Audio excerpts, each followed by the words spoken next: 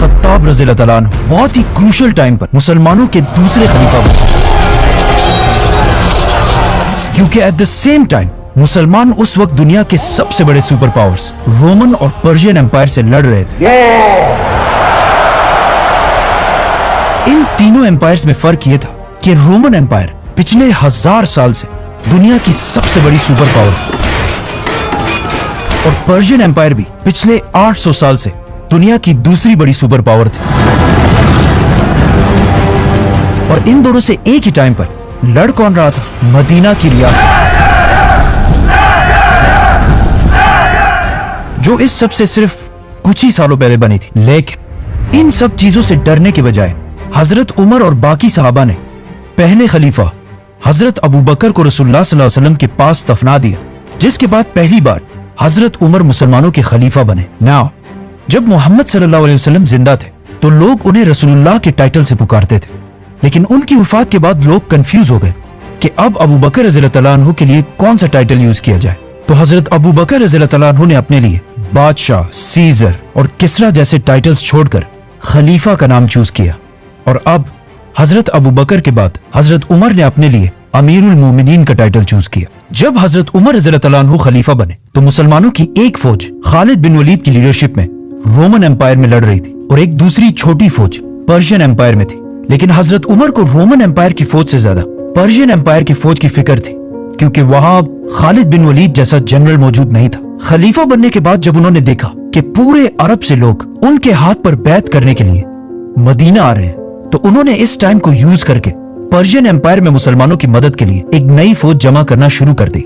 लेकिन यहाँ एक बहुत बड़ा मसला हुआ कि हजरत उमर मस्जिद नबवी में बार बार मुसलमानों को जिहाद की तरफ बुलाते रहे, लेकिन पहली बार उन्होंने देखा कि पर्शियन एम्पायर से लड़ने के लिए मुसलमानों में कोई भी तैयार नहीं था। और ये इसलिए नहीं था कि मुसलमान लड़ लड़ कर थक चुके थे, बल्कि इसलिए क्योंकि उन्हें पता था कि खालिद बिन वलीद पर्शियन एम्पायर में नहीं बल्कि रोमन एम्पायर में, और उनके बगैर कोई भी जंग जीतना इम्पॉसिबल है। ये देखकर हजरत उमर समझ गए कि अब जो ये नए मुसलमान हैं, इनका यकीन और ट्रस्ट अल्लाह की बजाय खालिद बिन वलीद के साथ ज्यादा अटैच्ड है, जो मुसलमानों की इस एम्पायर के लिए बहुत बड़ा मसला था। 3 दिनों के बाद हजरत उमर ने एक दिन बहुत सख्त गुस्से के साथ स्पीच की, तो उनमें से एक मुसलमान अबू उबैद, जो सहाबी भी नहीं थे, खड़े हुए और कहा मैं जिहाद के लिए तैयार हूँ। जिसके बाद आहिस्ता आहिस्ता और भी लोग आगे आने लगे। तो हजरत उमर रज़ियल्लाहु तआला अन्हु ने 1000 की फौज बनाई और उसका लीडर अबू उबैद को बनाकर पर्शियन एम्पायर की तरफ रवाना किया।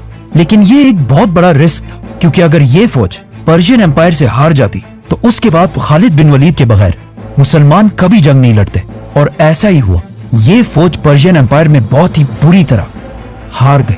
बट वेट, ये फौज अभी रास्ते में अभी तक पहुंची नहीं है।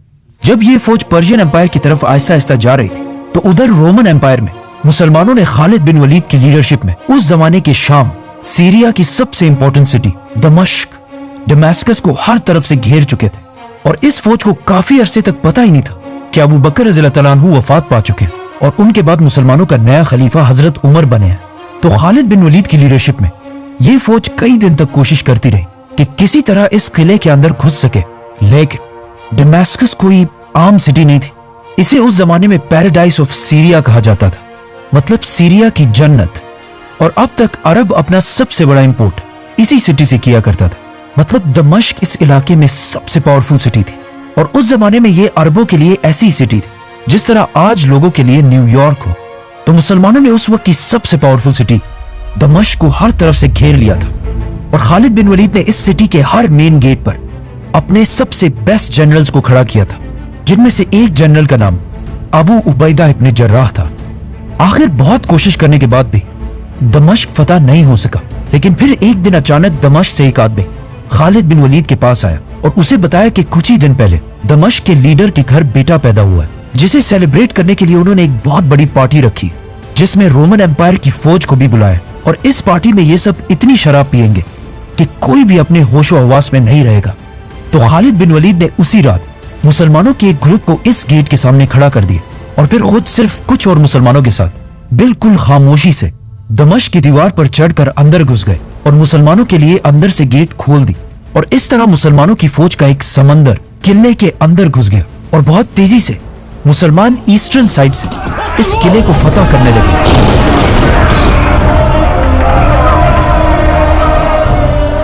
लेकिन इस किले का जनरल इस सिटी के दूसरे साइड पर बैठा हुआ था। तो जब उसे पता चला कि अब उसके पास कोई ऑप्शन नहीं है और मुसलमान किले में घुस चुके हैं और कुछ ही देर में मुसलमान इस पूरे सिटी को फतह कर लेंगे, तो उसने जल्दी एक लेटर मुसलमानों के दूसरे बड़े जनरल अबू उबैदा की तरफ भेजा कि मैं इस सिटी को मुसलमानों के सामने सरेंडर कर रहा हूँ, सिर्फ एक शर्त पर कि मुसलमान कोई माल गनीमत नहीं लेंगे।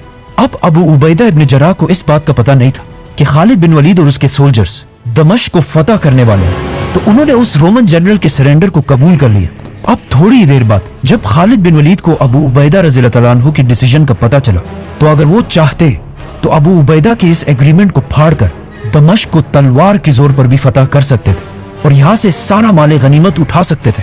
लेकिन खालिद बिन वलीद ने अबू उबैदा के एग्रीमेंट को मानकर अपनी सारी फौज को पीछे हटने का हुक्म दिया और इस तरह दमिश्क, दमास्कस, उस जमाने की सबसे ताकतवर सिटी हजरत उमर के कंट्रोल में आई। नाउ ये सब कुछ तो यहाँ रोमन एम्पायर में हो रहा था, लेकिन इस सब से बहुत दूर पर्शियन एम्पायर की तरफ जो फौज रवाना की गई थी वो बिल्कुल पहुंचने ही वाली थी।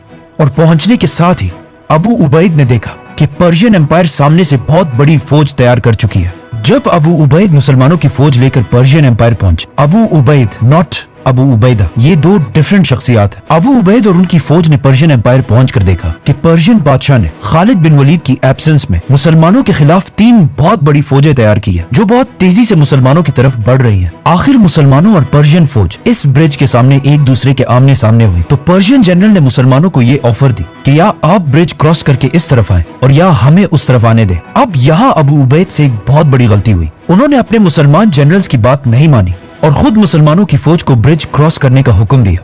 अबू उबैद खुद सहाबी नहीं थे और इनकी एज भी बहुत कम थी।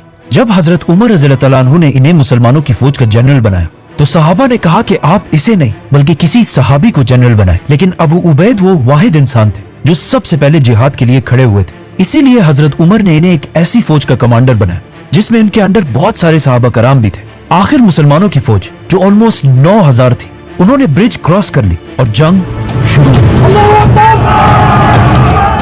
रोमन एम्पायर में दमिश्क, दमास्कस और पर्शियन एम्पायर की हीरा सिटी फतह करने के बाद अब दुनिया में हर कोई मुसलमानों को एक सीरियस थ्रेट समझने lगा था। तो जब अबू उबैद ने अपने घुड़सवारों हॉर्समैन को पर्शियन एम्पायर पर हमले का हुक्म दिया, तो वो सामने पहली बार पर्शियन एम्पायर की फौज में हाथियों को देखकर बिल्कुल डर गए और आगे बढ़ने के बजाय पीछे भागने लगे। ये देखकर पर्शियन एम्पायर ने मुसलमानों पर हमला कर दिया और उनके हाथी बहुत सारे मुसलमानों को शहीद करने लगे। एक हाथी ने तो इवन अबू उबैद को उनके घोड़े से गिरा दिया और फिर उनके सीने पर पांव रख के बिल्कुल क्रश कर दिया। ये हिस्ट्री में पहली दफा था कि किसी जंग में मुसलमानों के जनरल को शहीद किया गया हो। तो जब मुसलमानों ने अपने जनरल को गिरता हुआ देखा, उनका हौसला बिल्कुल टूट गया और वो जंग के मैदान से पीछे हटने लगे। जब मुसलमान भागकर ब्रिज तक पहुंचे, तो उन्होंने देखा कि ब्रिज को किसी ने तोड़ दिया है। अब या तो इस ब्रिज को मुसलमानों की फौज में से किसी ने तोड़ा था और या इसे अबू उबैद के ऑर्डर्स पर ही तोड़ा गया था ताकि मुसलमानों के लिए जंग छोड़ना इम्पॉसिबल हो जाए। तो अब जब और कोई रास्ता भी नहीं था, तो बहुत सारे मुसलमान दरिया में कूदने लगे। ये सब देखकर मुसलमानों के दूसरे जनरल मुसन्ना ने फौज को दोबारा ऑर्गेनाइज किए और पर्शियंस पर पूरी ताकत के साथ एक आखिरी बार हमला कर दिया और पीछे खड़े मुसलमानों को ये ऑर्डर्स दिए कि जल्दी से ब्रिज को ठीक करो। आखिर मुसन्ना की बहादुरी की वजह से 3000 मुसलमान ब्रिज को क्रॉस करके इस साइड पर आए, लेकिन 9000 में से सिर्फ 3000 मुसलमान ब्रिज क्रॉस कर सके। मतलब 6000 मुसलमान इस जंग में शहीद हुए। ये पहली बार हुआ था कि मुसलमान कोई भी जंग इतनी बुरी तरह हार जाए और ये जंग हजरत उमर की खिलाफत की पहली जंग भी थी जिसमें उन्हें शिकस्त हुई। नाउ